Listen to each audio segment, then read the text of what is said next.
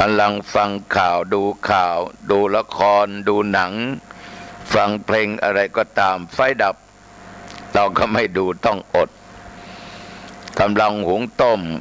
ทำอาหารการกินใช้เตาแก๊สนี่พอยังชั่วแต่ถ้าแก๊สมันหมดก็ลำบากถ้าใช้เตาไฟฟ้าไฟดับ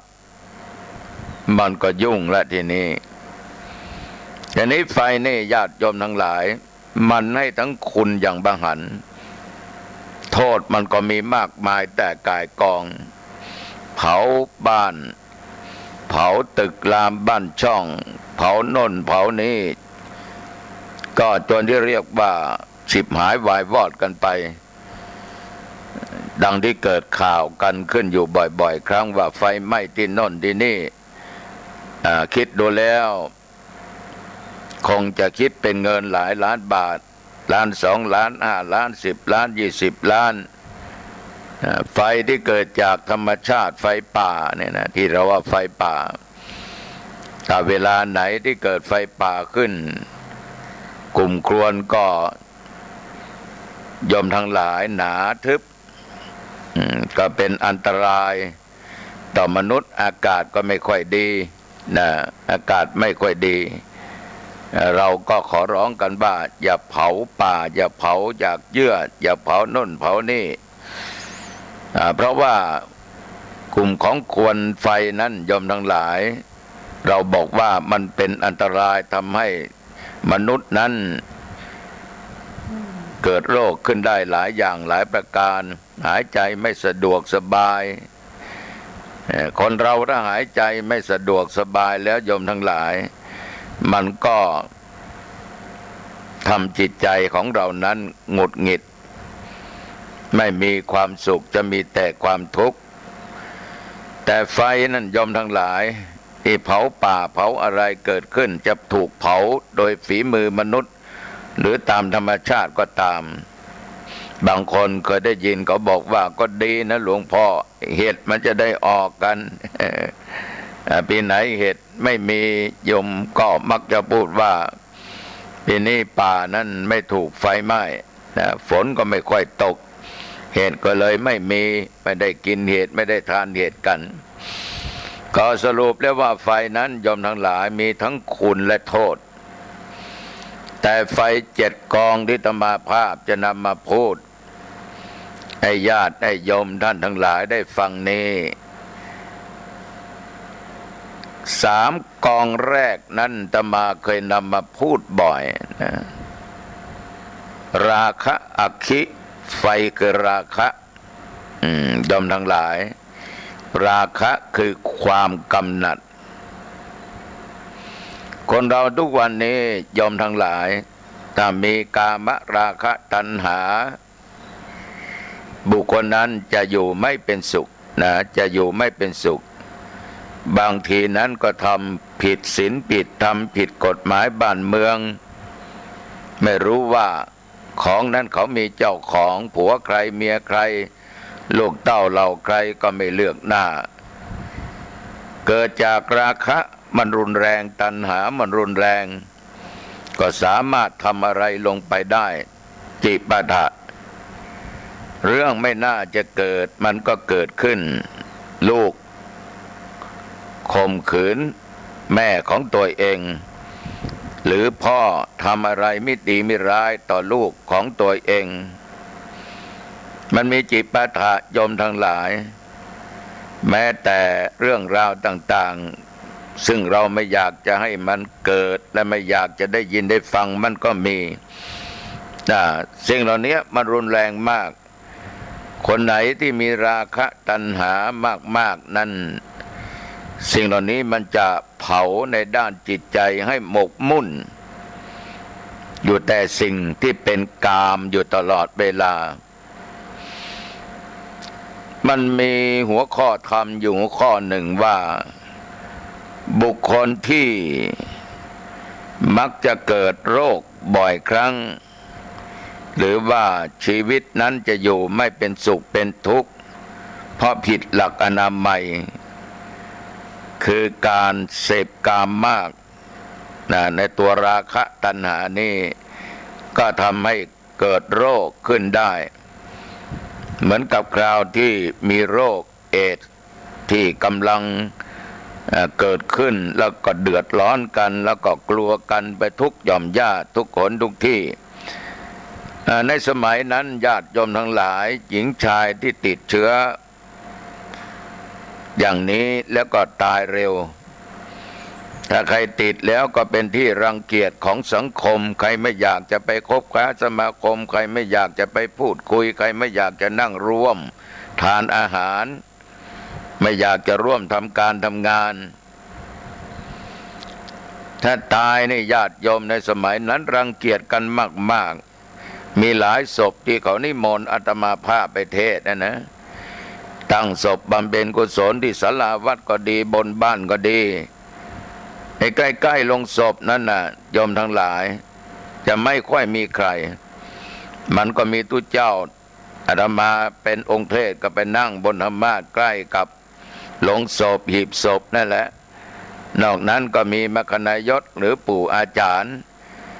ก็จะมีญาติไม่สักกี่คนนอกนั้นก็ไปอยู่ข้างนอกหมด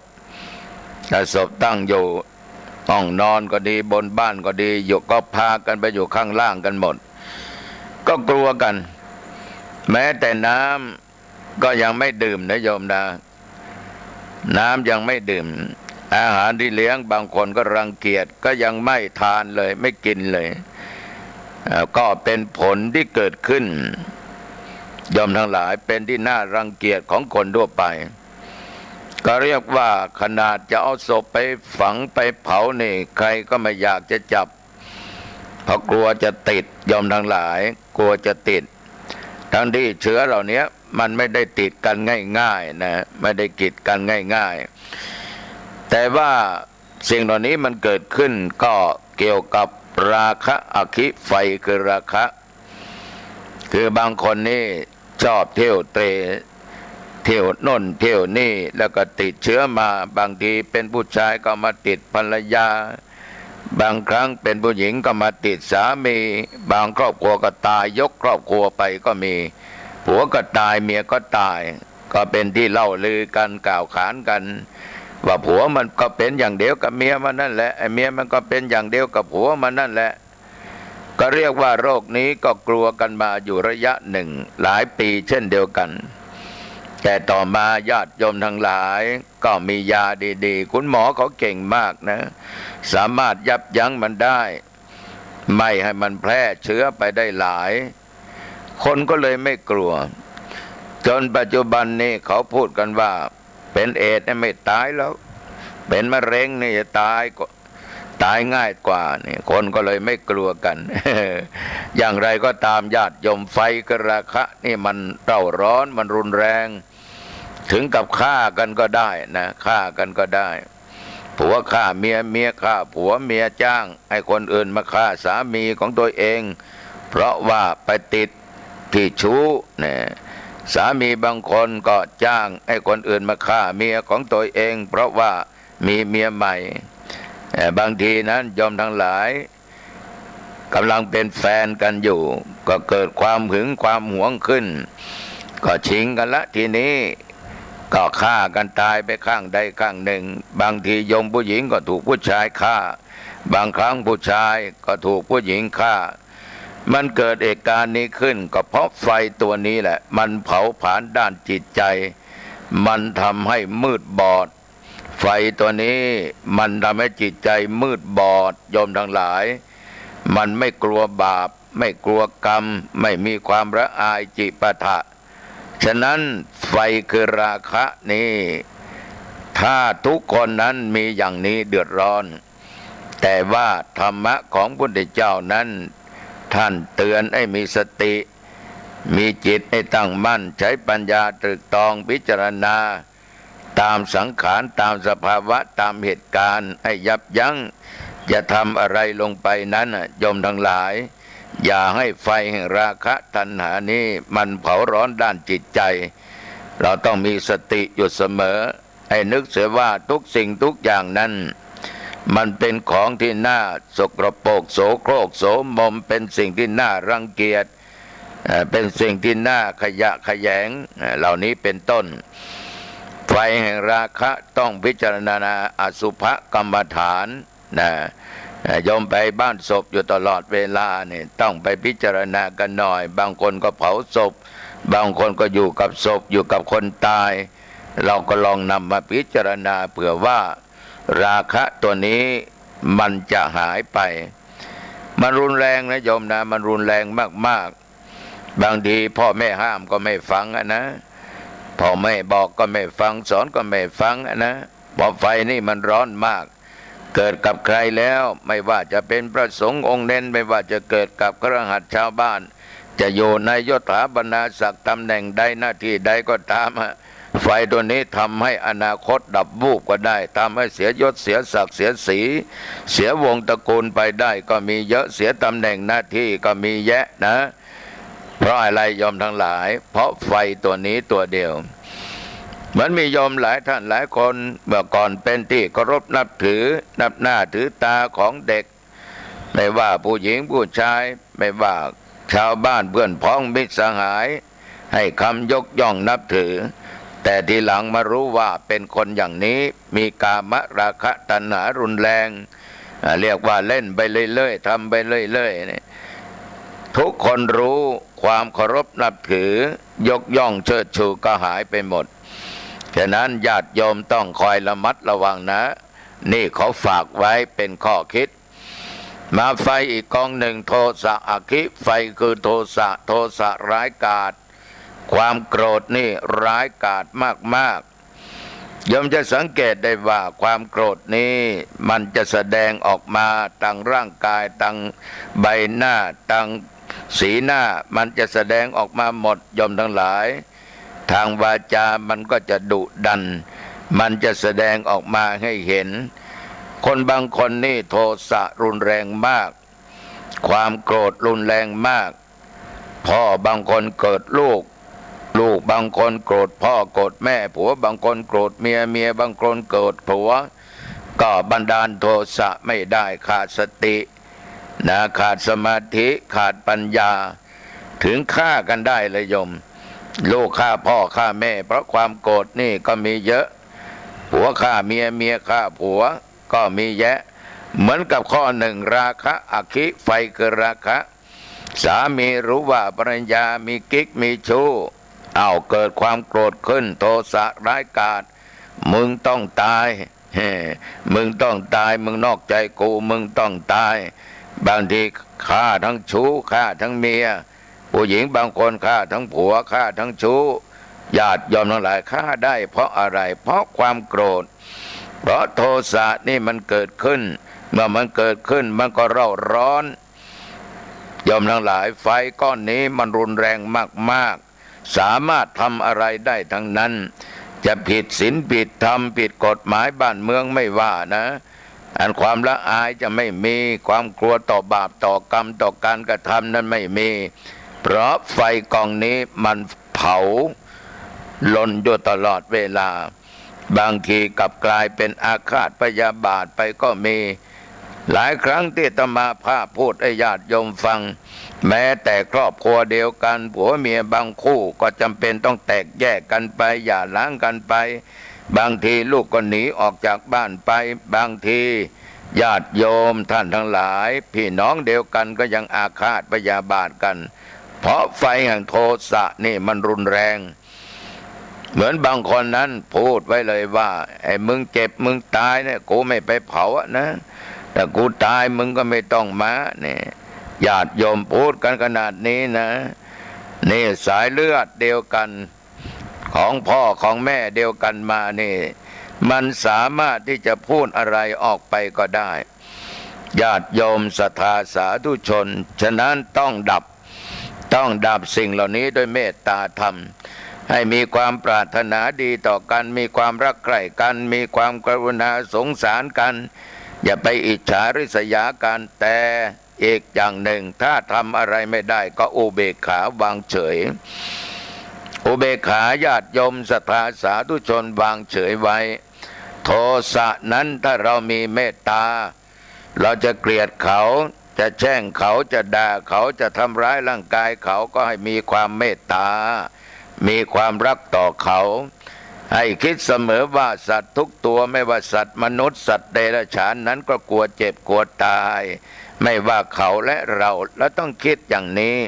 ถ้าเรามีจิตมีเมตตาสูงนะญาติโยมทั้งหลายก็สามารถที่จะระงับโทสะได้ความโกรธนี้ได้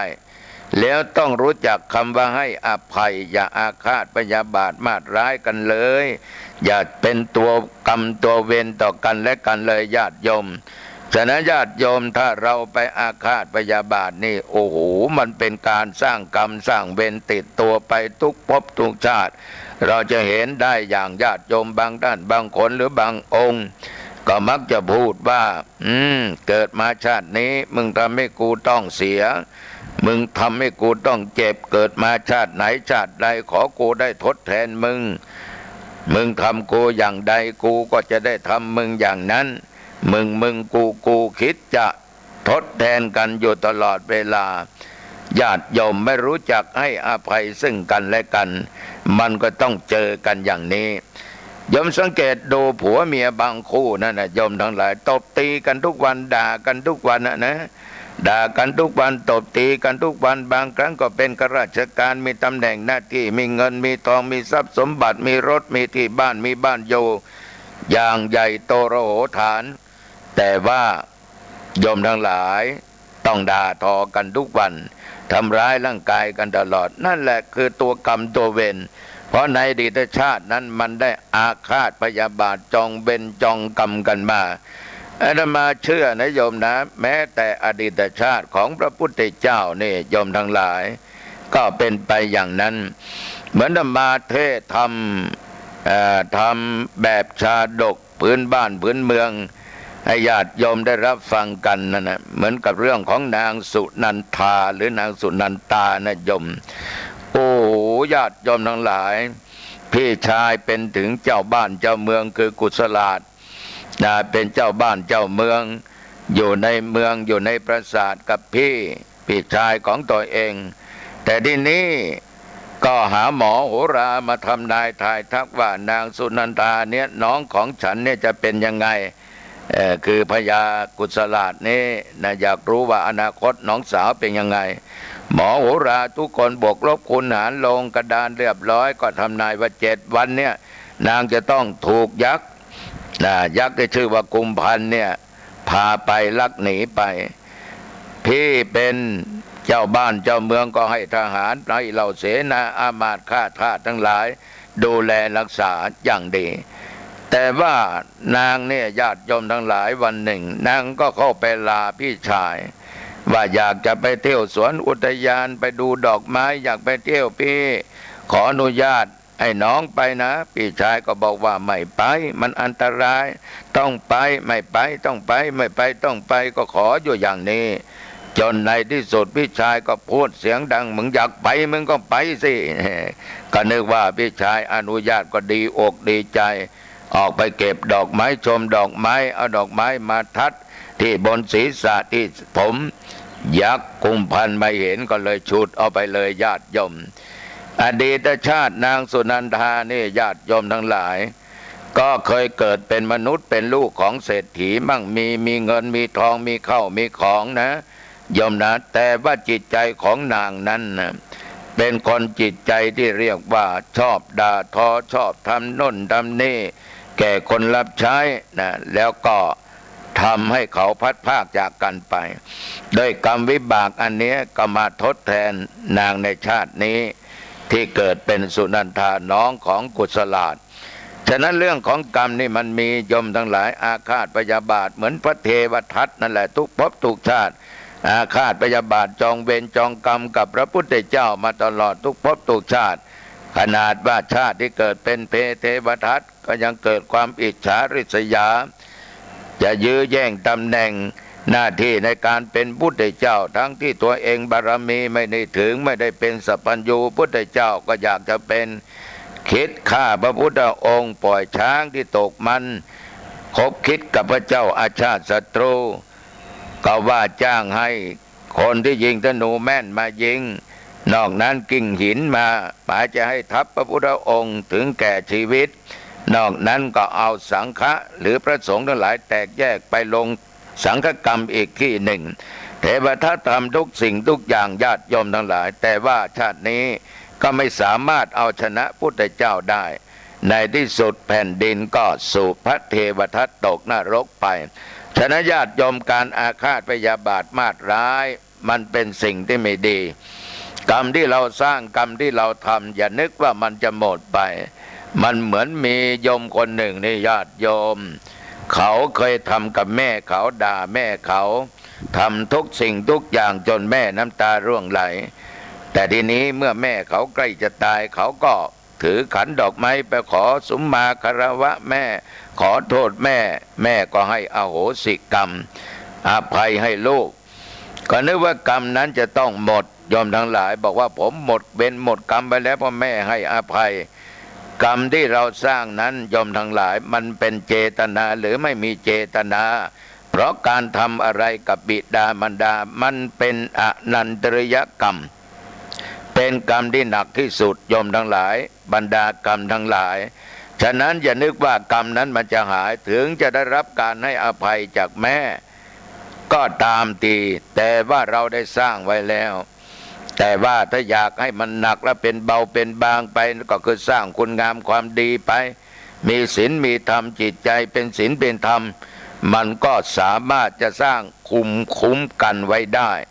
เมื่อถึงโอกาสเวลาบุญกุศลที่เราสร้างไว้นั้นถ้ามีมากกว่าสิ่งเหล่านั้นมันก็พอยังจะทานกันได้เพราะอย่างน้อยแม่ก็ให้อภัยแก่ลูกแต่ว่ากรรมที่สร้างไม่หนีไปไหนถ้ามันจะหนักอาจจะเบาบางบ้างก็พอยังดีฉะนั้นไฟแห่งโทสะคือความโกรธนี้บางคนสามารถทำกับแม่ได้ทำกับพ่อได้ทำกับครูบาอาจารย์ได้ทำกับคนโน้นคนนี้ได้เพราะโทสะมันร้ายกาจต้องมีเมตตารำงับมันได้อีกข้อหนึ่งโมหะคือความหลงความหลงนี่เป็นไฟอันเล่าร้อนอยู่ในจิตในใจคนเราต้องมีความหลงจะไม่มีเหตุจะไม่มีผลหลงอยู่ในกามคุณในรูปในเสียงในกลิ่นในรสในการสัมผัสของนิ่มของนวลของแข็งของกระด้างหรืออารมณ์ต่างๆที่ชอบและไม่ชอบที่มันเกิดขึ้นถ้ามันเกิดความลุ่มความหลงสิ่งเหล่านี้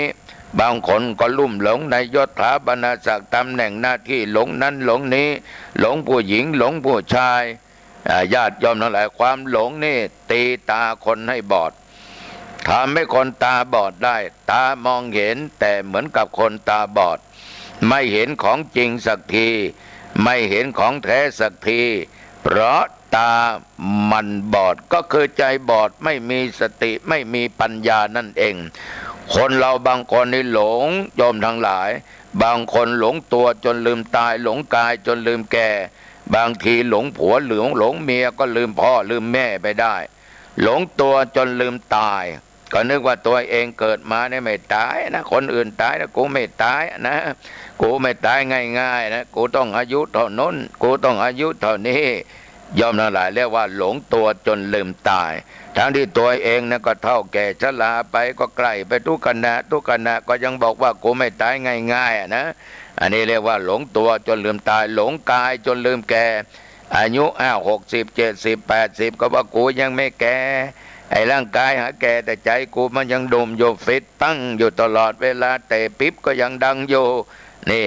ยังทำตัวเป็นเด็กนะทำตัวเป็นเด็กเที่ยวเตะไปที่โน่นที่นี่วัดไม่เข้าพระเจ้าไม่ไหวเรื่องศีลเรื่องธรรมไม่ต้องถามหากูเกิดมาชาตินี้กูก็มีบุญแล้ว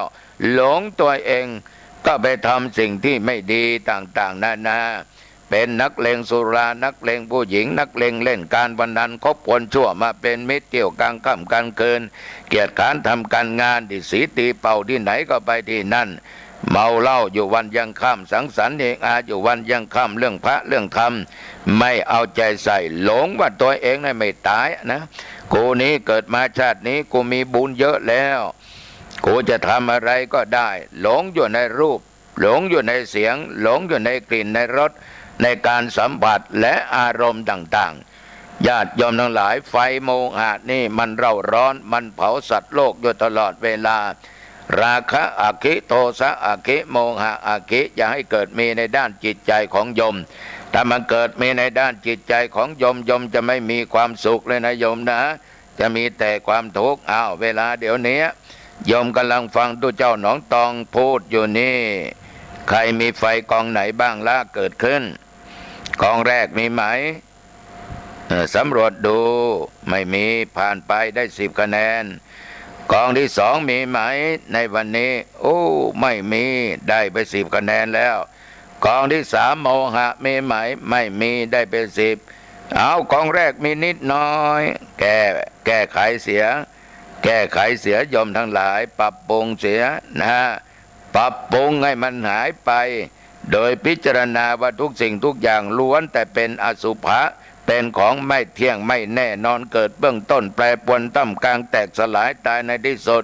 ตายแล้วให้กูก็ไม่เอานะมึงก็ไม่เอากูก็ไม่เอามึงอย่างนี้เราต้องสำรวจไฟนะโยมนะเพราะมันเกิดก็แล้วแต่3 กองเนี่ยมันเกิดพร้อมกันโยมอยู่ไหนไม่เป็นสุขไม่สนุกก็แล้วกันนะไฟกองที่4อาหุนายยักขิไฟคือมันดาบิดาอันนี้โยมทั้งหลายท่านบอกว่าลูกทุกคนไม่ว่าลูกผู้หญิงลูกผู้ชายควรบูชาไฟในบ้านคือบูชาพระคุณของพ่อของแม่เพราะพ่อแม่นั้นเป็นผู้ให้กำเนิดนะแม่ให้กำเนิดพ่อให้ชีวิตท่านทั้งสองเลี้ยงเรามาตั้งแต่วันแรกที่มาปฏิสนธิอยู่ในครรภ์ในท้องของแม่สัปปดาห์2 สัปปดาห์3 4 5 สัปปดาห์เดือน2 เดือนกลายเป็น7 8 เดือน9 เดือน10 เดือนเราอยู่นอนนั่งคุดคูอยู่ในท้องของแม่นั้นแม่ก็ได้รับความทุกข์ความทรมานพ่อก็ลำบากแม่ก็ลำบากท่านทุกข์ยากกับเรามากขนาดเรายังไม่ทันที่จะออกมาดูโลกท่านทั้งสองก็เป็นทุกข์กับเราแล้วเมื่อเราคลอดออกมานั่นแม่ก็เลี้ยงดูพ่อก็เลี้ยงดูท่านก็เอ็นดูรักเราเมตตาต่อเราช่วยตัวเองไม่ได้พ่อแม่ก็สอนพ่อแม่ก็รับภาระหน้าที่ทุกสิ่งทุกอย่างเพื่อลูกจะขี้จะเยี่ยวจะร้องไห้จะอะไรก็ตามแม้แต่อาบน้ำอาบท่าพ่อแม่ก็อาบให้ลูกร้องไห้ก็เปลี่ยนกันหลับเปลี่ยนกันนอนพ่อแม่ทุกข์ลำบากเพราะลูกหมดเงินหมดทองหมดข้าวหมดของเมื่อลูกจะต้องไปเรียนหนังสือไปอนุบาลจะไปชั้นเตียนชั้นอนุบาล1 2 3ประถม1 ถึงประถมโบกมัธยมต้นมัธยมปลายแล้วไปต่อมหาวิทยาลัยเรียนสูงขึ้นไปก็นึกว่าจบมาแล้วจะได้ทำการทำงานยังไม่ได้ทำก็ต้องมาอาศัยพ่อแม่อยู่ตลอดเวลาบางครั้งท่านเลี้ยงเรามาเสียให้เราทุกสิ่งทุกอย่างยอมให้เราทุกสิ่งทุกอย่างเหมือนปีนี้ญาติโยมทั้งหลายพ่อแม่ขายลำไยเนี่ยเห็นลำไยมันติดเยอะเนี่ยปีนี้คงได้หลายแสนในที่สุดลำไยราคาตกเก็บได้เงินไม่ถึง100,000 บาทไอ้ลูกมันก็จะเอาละรถเครื่องคนนั้นก็จะเอาโน้ตบุ๊กคนนั้นจะเอานั่นเอานี่บางทีค่าเทอมของลูกยังไม่พอเลยค่าปุ๋ยค่ายาก็ยังไม่พอค่าคนละจ้างสายคนจ้างขึ้นทำลำไยนั่นแหละโยมทั้งหลายต้องมีใช้จ่ายมากพ่อแม่ก็เสียสละให้ลูกได้ติดหนี้ติดสินไปเอกแต่ท่านก็เสียสละให้ลูกจะชั่วขนาดไหนไม่ดีขนาดไหนชาวบ้านจะประนามขนาดไหนท่านก็บอกว่าลูกกูดีลูกข้าดีคำว่าลูกไม่ดีไม่มีในจิตในใจของพ่อแม่ลูกถูกจับไปยัดในห้องขังพ่อแม่ก็ต้องตามไปดูแลลูกจะกินอะไรจะทานอะไรลูกจะเอาผ้าไหมอย่างนั้นอย่างนี้ลูกสุขสบายดีไหมลูกทุกข์ไหมยุงเยอะไหมลูกไม่สบายไหมลูกบอกให้พ่อบอกให้แม่นะเดี๋ยวพ่อแม่จะหาหนทางช่วยเหลือบางทีก็หมดเงินหมดทองไปก็ยังไม่พ้นคุกต้องติดคุกติดตารางอีกยอมทั้งหลายลูกใครจะมาเหยียบย่ำมาดูถูกดูแคลนพ่อแม่ก็เกิดความไม่พึงพอใจขึ้นฉะนั้นเราเป็นลูกต้องบูชาไฟคือบูชาพระคุณของพ่อของแม่ก็คือการหนึ่งท่านบอกว่าท่านเลี้ยงเรามาต้องเลี้ยงลั่นตอบ สองทำการงานทดแทนพระคุณท่านแน่อันนี้เป็นหน้าที่ของลูกจริงๆนะสามดำรงวงศกุลไว้ให้ดีสี่ประพฤติตนให้เหมาะสมที่จะต้องสืบแทนสกุลไปตลอดเวลาทดแทนพระคุณหรือสืบสกุลไปตลอดเวลาแล้วลูกที่ดีพ่อแม่ตายไปก็ทำบุญอุทิศส่วนกุศลให้ท่านนี่คือการบูชาไฟเคารพเชื่อฟังทำตามปฏิบัติตามคำสั่งคำสอนของพ่อแม่ลูกทั้งหลายไม่มีใครแล้วที่จะมารักเราเท่ากับพ่อกับแม่ไม่มีใครแล้วที่จะมาห่วงหาเราเท่ากับพ่อกับแม่คนอื่นก็คือคนอื่นไม่ใช่ผู้ให้ชีวิตไม่ใช่ผู้ให้กำเนิดเกิดเรามาฉะนั้นลูกทุกคนจะต้องบูชาพ่อแม่อยู่ตลอดลูกทั้งหลายคงได้ยินได้ฟังหลวงปู่หลวงพ่อพูดมาบ่อยครั้งว่าพ่อกับแม่เป็นพระก็คือพระอรหันต์พระที่มีอยู่ในบ้านเราในฐานะเป็นลูกเป็นเต้าก็สมควรต้องกราบไหว้บูชาอยู่ตลอดเวลาพ่อจะดีแม่จะดีก็พ่อแม่เราพ่อแม่ไม่ดีก็พ่อแม่เราไม่มีสิทธิ์จะไปสั่งจะไปสอนจะไปว่าอะไรไอ้พ่อไอ้แม่โยมทั้งหลายพ่อแม่นั้นเป็นพระอรหันต์ของพวกเราต้องทำใจให้ได้บางคนบอกว่าเบื่อจริงๆนายจริงๆโอ้ไม่น่าจะมาเกิดเป็นลูกของพ่อคนนี้ไม่น่าจะมาเกิดเป็นลูกของแม่คนนี้มันเลือกที่เกิดไม่ได้มันกรรมของเราที่สร้างร่วมกันมามันเป็นกรรมเป็นเวรถ้าโยมนั้นเอาน้ำเน่าไปเลี้ยงน้ำเน่าพ่อดื่มสุราแม่ดื่มสุราพ่อดื่มสุราแม่เล่นการพนันโยมไม่เล่นโยมไม่ดื่มแล้วไปด่าว่าพ่อแม่ต่างๆนานาโยมด่านั้นเป็นน้ำเน่าความไม่ดีของพ่อแม่มันก็เป็นน้ำเน่าเอาน้ำเน่าไปล้างน้ำเน่ามันไม่สะอาดมันไม่หมดมันไม่ใสฉะนั้นเกิดมาชาติไหนชาติใดก็ต้องเจอกันไปตลอดพบตลอดชาติหลายชาติฉะนั้นหน้าที่ของพวกเราต้องบูชาทานให้คำยกย่องในสิ่งที่ดีๆของพ่อแม่เชื่อฟังคำสั่งสอนของพ่อแม่ท่านตายไปแล้วก็ทำบุญอุทิศส่วนกุศลให้ท่านตายไปได้กี่เดือนกี่ปีกี่วันกี่ยามก็ตามหน้าที่ของเราต้องบูชาอยู่ตลอดเวลาเพราะเรามีวันนี้ได้เพราะลูกทุกคนมีสองท่านสองคนนั้น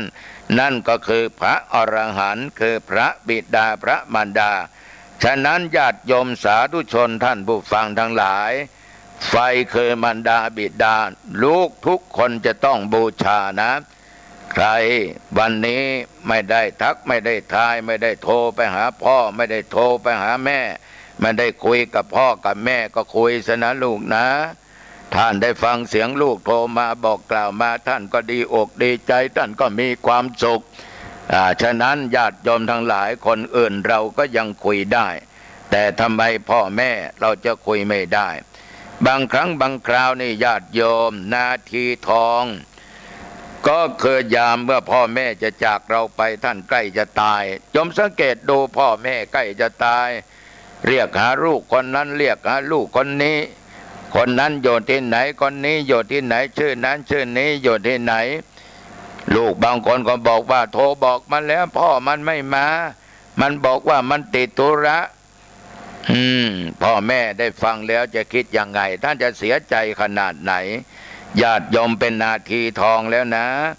เป็นนาทีทองแล้วนะที่เราจะต้องมาดูเพราะมันเป็นวาระสุดท้ายของท่านได้เห็นลูกเห็นเต้าเห็นหลานเห็นเหลนโอ้โหท่านจะมีความสุขนะ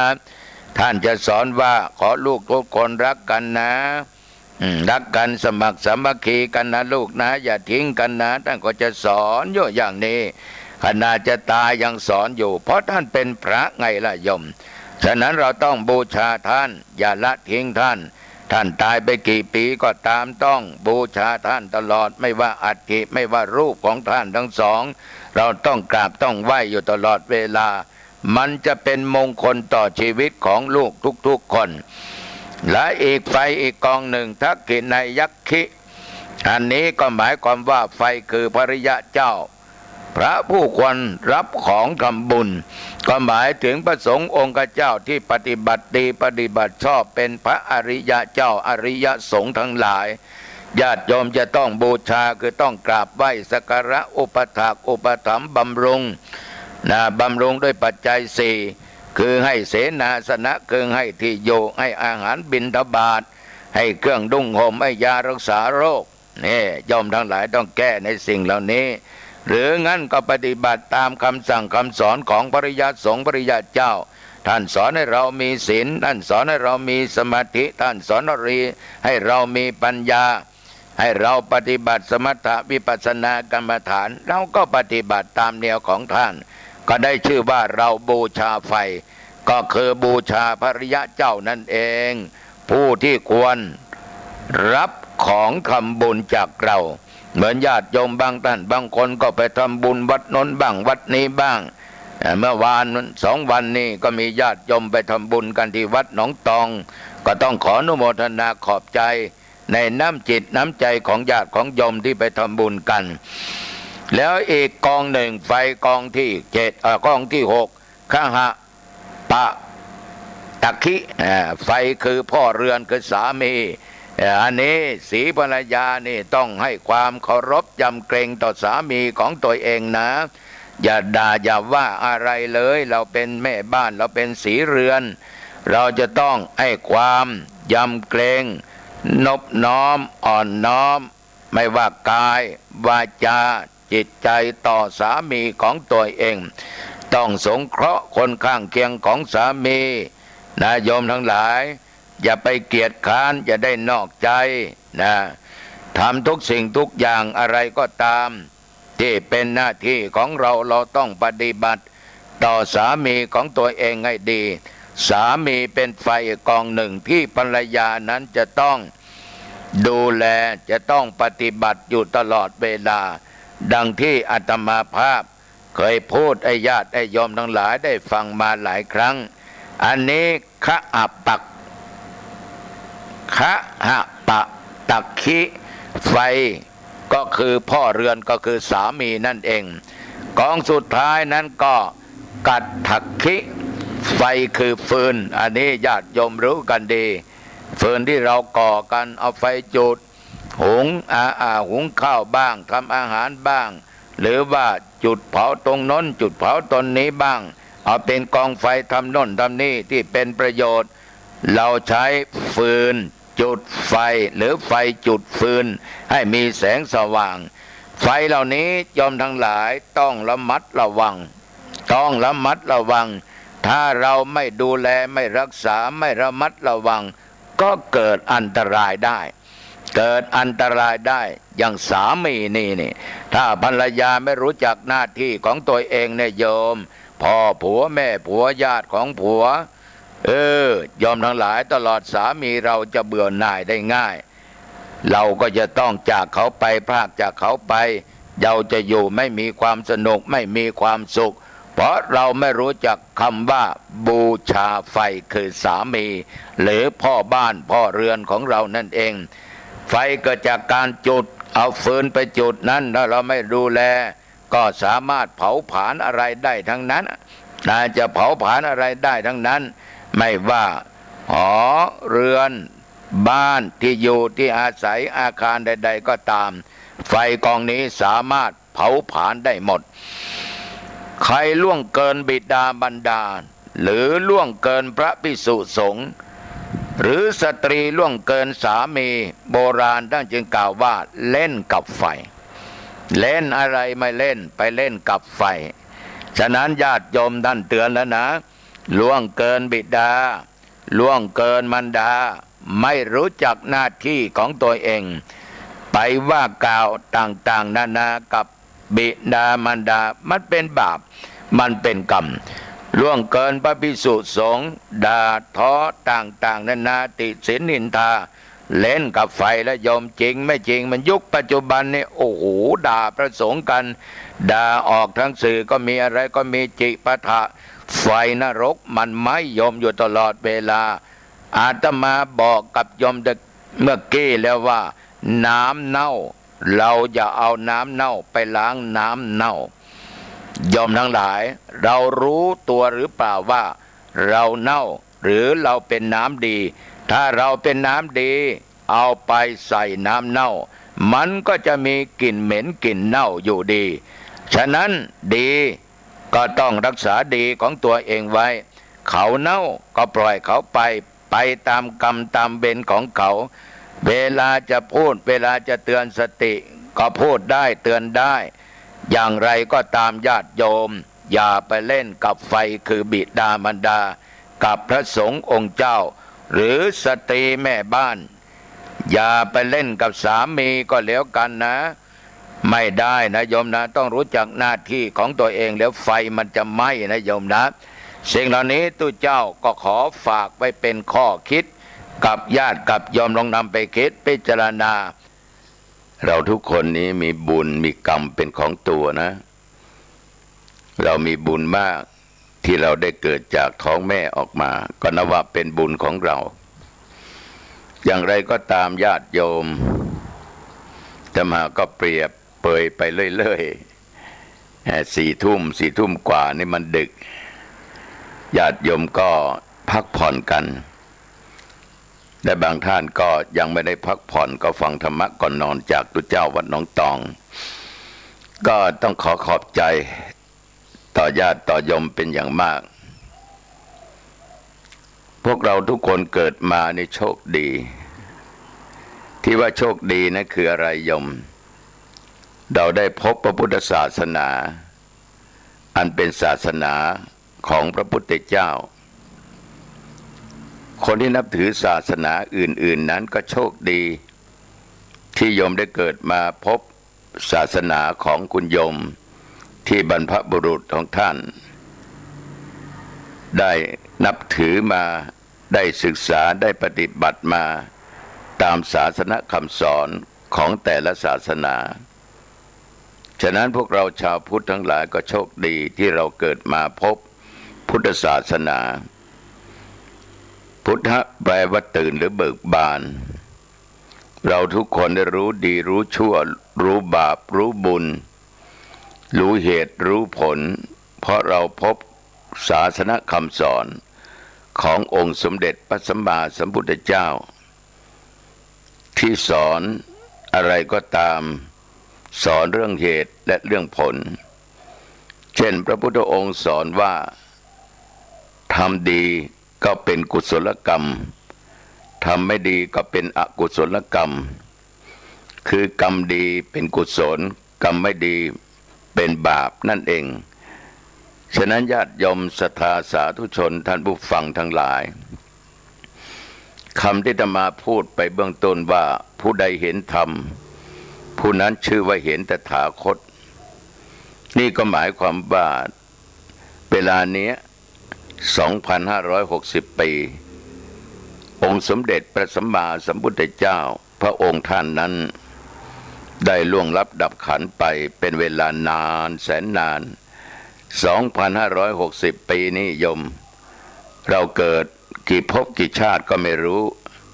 แต่ละชาตินั้นเราจะเกิดเป็นอะไรบ้างเราก็ไม่รู้บางทีอดีตแต่ชาติที่ผ่านมาเราอาจจะเกิดเป็นสัตว์นรกก็ได้นะไปอยู่นรกก็ได้เกิดเป็นเปรตเป็นอสุรกายก็ได้เป็นสัตว์เดรัจฉานเป็นช้างเป็นม้าเป็นหมาเป็นหมูเป็นเป็ดเป็นไก่เป็นอะไรทิปะทะก็ได้เราระลึกชาติไม่ได้เราก็ไม่รู้หรืออดีตชาติเราอาจจะเกิดเป็นเทพบุตรเทวดาอยู่บนสวรรค์ชั้นนั้นชั้นนี้ก็ได้เป็นพระอินทร์ก็ได้หรืออาจจะเกิดเป็นมนุษย์หลายภพหลายชาติที่ผ่านมาก็ได้หรือบางชาติเราเกิดมาเป็นมนุษย์ก็เกิดในตระกูลที่มั่งคั่งมั่งมีชื่อมีเสียงมีฐานะเป็นกษัตริย์ที่สูงก็ได้ขอโทษเป็นภพที่เกิดในวรรณะสูงก็ได้หรือบางชาติบางภพเราเกิดมาเป็นมนุษย์ทุกข์ยากอับจนหาเช้ากินค่ำเกิดในตระกูลที่ต่ำไม่ค่อยมีชื่อเสียงในวรรณะที่ไม่สูงเกิดในวรรณะต่ำก็ได้นี่ก็แล้วแต่บุญแล้วแต่กรรมของเรา หรือแล้วแต่วาสนาของเราที่สร้างสมไว้ในอดีตชาติอย่างไรก็ตามญาติโยมเกิดมาชาตินี้เราได้เกิดเป็นมนุษย์ก็ให้ญาติโยมทั้งหลายภูมิอกภูมิใจแต่โยมอย่าได้หยุดเรื่องการสร้างคุณงามความดีเพราะความดีนั่นแหละที่เป็นกุศลธรรมที่นำเราได้มาเกิดเป็นมนุษย์เราเกิดมาชาตินี้ทุกข์ยากอับจนไม่ได้เกิดในตระกูลมั่งคั่งมีชื่อมีเสียงโยมก็อย่าน้อยใจอย่าท้อใจอย่าได้ประมาทในชีวิตเอาเป็นข้อคิดว่าทำไมเราเกิดมาทุกข์มากจนมาก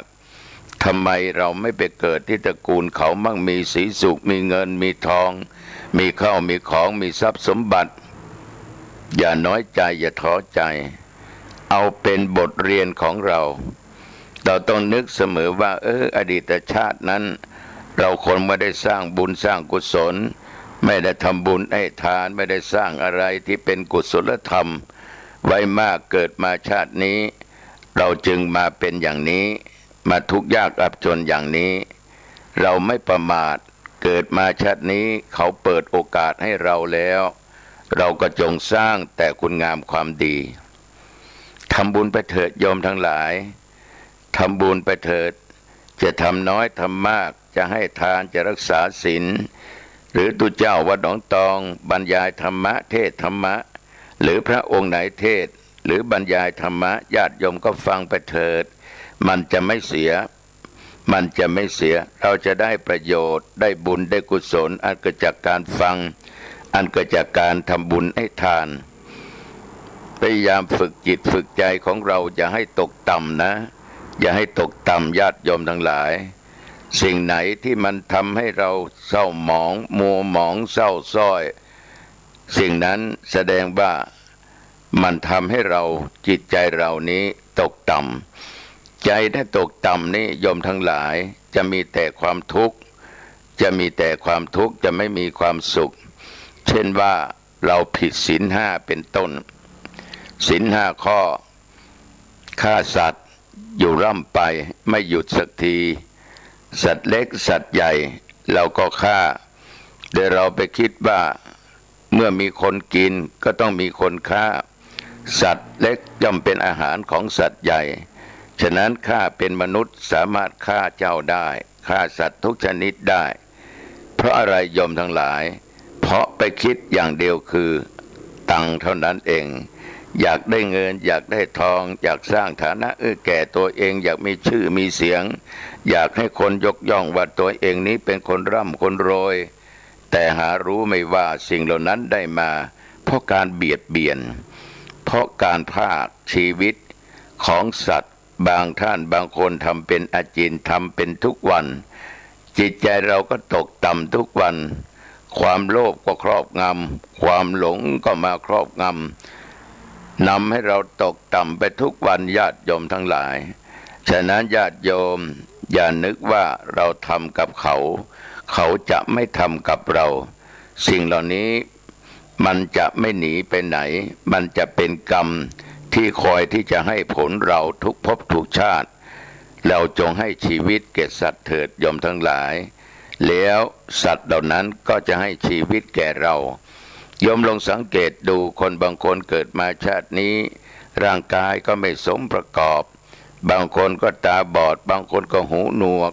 บางคนก็แขนขาด้วนไปก็มีบางคนนี่ผิดปกติในการเกิดมาเป็นมนุษย์มีส่วนเกินบ้างส่วนที่ไม่เกินบ้าง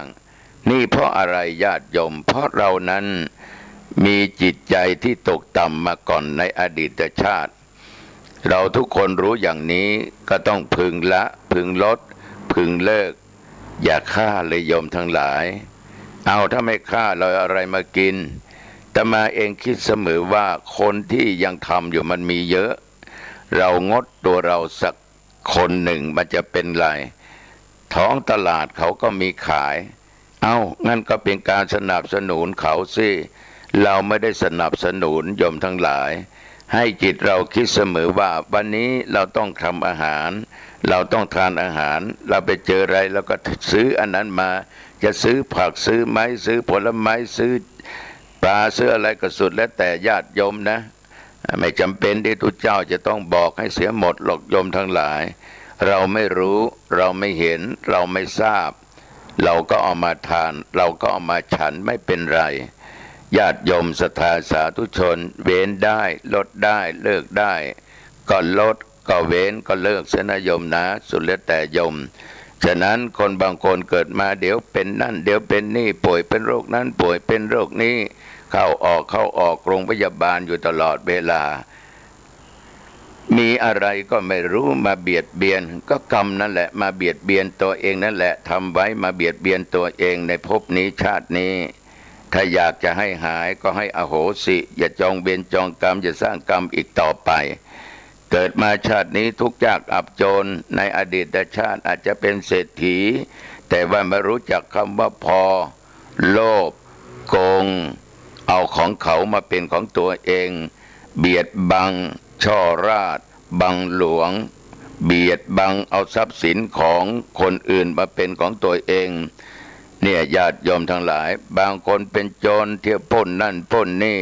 ลักของคนนั้นคนนี้โยมลองคิดดูดีๆเมื่อเราทำลงไปนั้นผู้ที่เดือดร้อนคือเจ้าของทรัพย์ใช่ไหมถ้าเขามาทำกับเราญาติของเราพ่อแม่ของเราเราก็เดือดร้อนนี่ลองคิดดูดีๆเมื่อเราไปทำอย่างนี้เราคิดว่าเราได้มาเรามีความสุขแต่มาพูดได้เต็มปากว่าไม่มีความสุขไม่มีความสนุกเหมือนโยมค้ายาบ้าค้าของผิดกฎหมายหรือว่าข้าเจ้าเอาทรัพย์ไปปล้นไปจี้ไปลักไปโลภไปโกงเอาของเขามาไม่ว่าที่ดินที่บ้านอะไรก็ตามนะปัจจัยเงินทองสิ่งของจริงโยมได้มาอาจจะสะใจแต่ในส่วนลึกใจของโยมตมาว่าไม่เป็นสุขโยมกะวนกะวายบางคนก็หาทางออกดื่มเหล้าเอาเหล้ามาเป็นเพื่อนเพื่อดับความคิดเหล่านั้นโยมทั้งหลายเพราะเหล้านั้นเมื่อดื่มมากๆก็ขาดสติได้แล้วก็ทำให้สติฟั่นเฟือนได้อาจจะลืมไปเป็นบางครั้งบางคราวแต่มันก็ฝังอยู่ในจิตในใจตลอดฉะนั้นญาติโยมอย่าทำผิดเลยอย่าลักของเขาเลยอย่าโกงของเขาเลยอย่าเบียดบังทรัพย์สินของเขามาเป็นของตัวเราเลยเราอยากมีอยากได้ก็หาเอาด้วยความสุจริตธรรมตั้งอยู่ในศีลตั้งอยู่ในธรรมโยมทั้งหลายเราเบียดบังของเขามาลักของเขามาเขาก็โกรธเขาก็เสียใจเขาก็ร้องไห้แล้วเขาก็สาปแช่งอยู่ตลอดเวลาเขาไม่สาปแช่งคนเดียวเขานะโยมนะยังมีคนที่อยู่ใกล้ชิดคนทั้งหลายรู้ก็สาปแช่งเราให้เป็นอย่างนั้นให้เป็นอย่างนี้มันเกิดมาชาติไหนชาติใดขอให้มันเป็นคนทุกข์คนยากคนลำบากอย่าได้มีเข้ามีของให้มันหมดเนื้อหมดตัวให้มันฉิบหายวายวอดเขาจะสาปจะแช่งอย่างนี้เพราะเราไปเบียดเบียนเขาฉะนั้นเราเกิดมาชาตินี้ทรัพย์สมบัติก็ไม่ค่อยมีถึงมีก็ถูกเขาลักถูกเขาขโมยไปถูกเขาปล้นจี้ไปและอีกอย่างหนึ่งโยมทั้งหลายบางคนก็ประมาทมากจนเกินไปไม่ทำบุญสุนทานเลยไม่ให้ทานเลยเราไม่เคยให้ใครโยมทั้งหลายอย่าหวังว่าใครจะให้เราอันนี้ตุเจ้าขอฝากไว้กับญาติกับโยมนะลองนำไปคิดพิจารณาดูแสดงว่าเรามองไม่เห็นธรรมะเรามองไม่เห็นบุญไม่เห็นกุศลในการปฏิบัติของธรรมะฉะนั้นญาติโยมแม้แต่ศีลห้าสองข้อนี้ถ้าหากว่าโยมรักษาไว้ให้ดีในหลายๆชาติที่ผ่านมานั้นเกิดมาชาตินี้เราคงจะสมประกอบใครที่มีรูปร่างสมประกอบผิวพรรณวรรณะดีหน้าตาดีถ้าเป็นผู้หญิงว่าสวยงามดีถ้าเป็นผู้ชายว่ารูปหล่อไอ้ภูมิใจว่าอดีตชาติก็มีศีลนะเกิดมาชาตินี้มั่งมีสีสุขมีเงินมีทองมีข้าวมีของมีทรัพย์สมบัติอยู่อย่างสุขสบายเกิดในตระกูลที่มั่งคั่งมีข้าวของก็ให้คิดว่าอดีตชาติเราได้ทำบุญสุนทานมามากเราก็ไม่ไปลักไปโลภไปโกงเอาของใครมา เราได้มาด้วยความสุจริตธรรมหรือเรามองถึงธรรมคำสอนของพุทธเจ้าแค่นี้โยมก็ชื่อว่าได้เห็นตถาคตไปอีกแล้วทีนี้ญาติโยมทั้งหลายบางคนเกิดมาเป็นมนุษย์มีคู่ชีวิตมีผัวมีเมียอยู่ด้วยกันเมียก็สวยงามดีผัวก็รูปหล่อญาติโยมก็ดีอกดีใจได้ผัวหล่อได้เมียสวยเมียงามหน้าตาดีผิวพรรณวรรณะดีคนหล่อคนสวยคนงามนี่ญาติโยมมีคนจ้องเยอะนะมีคนจ้องเยอะและจำพวกนี้มักจะเจ้าชู้อีกนั่นแหละโยมฉะนั้นโยมทั้งหลายอะไรก็ตามที่มันสวยที่มันงามที่มันดีทุกคนต้องการแม้แต่เราไปซื้อหาผ้าก็ดีของอื่นก็ดี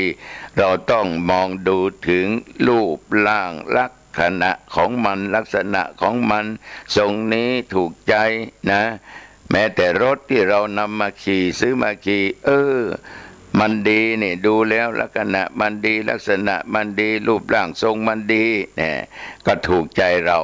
คนเราก็เช่นเดียวกันถ้ารูปร่างดีหน้าตาดีผิวพรรณวรรณะดีคนก็จ้องว่านี่มันเมียใครวะมันลูกสาวใครวะนี่มันผัวใครนี่มันเป็นลูกใครนี่คนก็จ้องคนดีก็จ้องคนไม่ดีก็จ้องถ้าเราจิตใจไม่มั่นคงนะโยมนะมันก็เป็นดังที่อาตมาภาพว่ามันก็เป็นอย่างนั้นดีไม่ดีก็ทำให้ผิดศีลผิดธรรมอีกธรรมะเราไม่มีความสันโดษไม่มีความยินดีไม่มีความพอใจสิ่งที่ได้สิ่งที่มีสิ่งที่เกิดขึ้นกับตัวเองเรียกว่าไม่รู้จักคำว่าพอไอ้ตัวตัณหาความทะยานอยากก็เกิดขึ้นอยากได้ของเขามาเป็นของตัวเราบางครั้งรู้ทั้งที่รู้ว่าเขามีคู่อยู่แล้วแต่ยังไม่แคล้วยังคิดจะเอาของเขามาฉะนั้นเกิดมาในชาตินี้ญาติโยมได้สร้างบาปสร้างกรรมเบียดเบียนโยมไม่มีศีลไม่มีธรรมไม่เห็นพระพุทธเจ้าโยมเกิดมาชาตินี้ได้ผัวได้เมียมาผัวดันไปมีชู้นี่เมียดันไปเล่นชู้มีกิ๊กกับคนโน้นกับคนนี่มันเป็นบาปเป็นกรรมที่เราได้สร้างไว้ในอดีตอย่างแน่นอนและบาปกรรมเหล่านี้โยมทั้งหลายมันตกทอดไปถึงลูกถึงเต้านะเป็นอย่างบางคนนี่พ่อเจ้าชู้แม่ก็เจ้าชู้พ่อหลายเมียแม่ก็หลายผัวไอ้ลูกมันก็เหมือนกับพ่อกับแม่ชาวบ้านก็วิพากษ์วิจารณ์กันก็มันเชื้อใครยังไม่ดูพ่อมันยังไม่ดูแม่มันนะไอ้แม่มันเดี๋ยวก็เปลี่ยนผัวไอ้พ่อมันเดี๋ยวก็เปลี่ยนเมียลูกมันก็เชื้อเดียวกันนั่นแหละนิสัยเดียวกันเนี่ยเขาก็พูดกันอย่างนั้นฉะนั้นแสดงว่าจิตใจเราตกต่ำถ้าเราเกิดมาได้ผัวได้เมียได้ลูกได้เต้าที่ดีสบายผัวก็ไว้ใจได้เมียก็ไว้วางใจได้ไม่ปันให้ใครนะไม่มีกิ๊กกับใครโอ้โหนี่แหละเป็นบุญเป็นกุศลแสดงว่าอดีตชาติเราเห็นตถาคตคือเราได้เห็นพระธรรมคำสอนของพระพุทธเจ้าเราเชื่อในเหตุเราเชื่อในผลทีนี้คนบางคนเกิดมาในชาตินี้ญาติโยมปากแหวง จมูกแหวงเป็นต้นรูปร่างลักษณะนั้นก็ไม่ค่อยสมประกอบพูดอะไรไปใครก็ไม่เชื่อพูดเสียงก็ไม่ค่อยดีเสียงก็ไม่ค่อยดังเสียงก็ไม่เพราะนะโยมนะบางคนนี่พูดอะไรใครไม่เชื่อเพราะเหตุไรญาติโยมอดีตชาติเราไม่ได้เห็นพระพุทธเจ้าคือเราไม่ได้เห็นพระธรรม